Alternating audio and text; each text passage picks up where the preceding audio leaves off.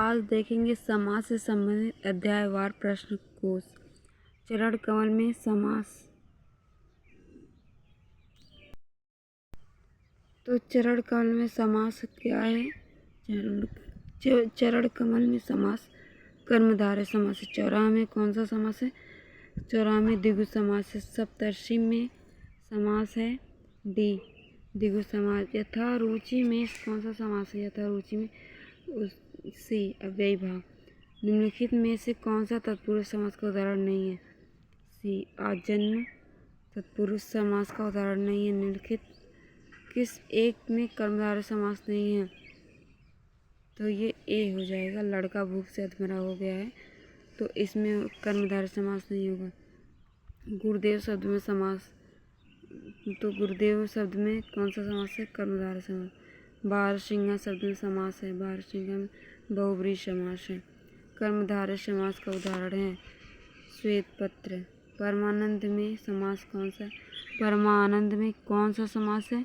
तो कर्मधारय समास। निम्नलिखित में से कौन सा समास नहीं है? तो बी कर्म कारक समास नहीं है।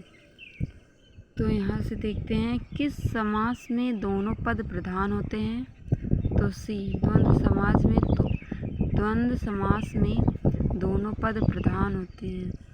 किस समास में प्रथम पद संख्यावाची तथा अंतिम पद संज्ञा हो, वह है द्विगु समास।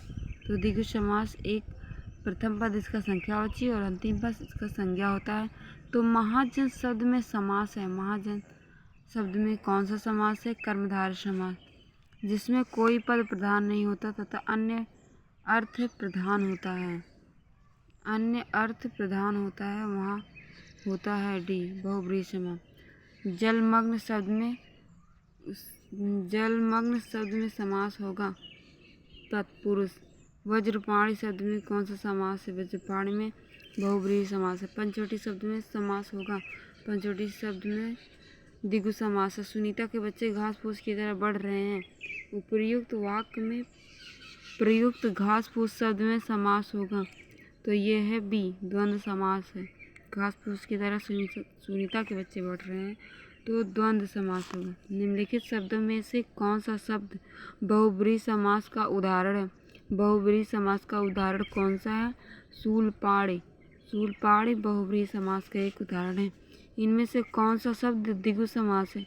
द्विगु समास। चतुर्भुज एक द्विगु समास है। प्रतिदिन शब्द में समास होगा। प्रतिदिन शब्द में कौन सा समास होगा? अव्ययी भाव समास होगा। प्रतिदिन में कौन सा समास है? तो अव्ययी भाव समास हमारे प्रतिदिन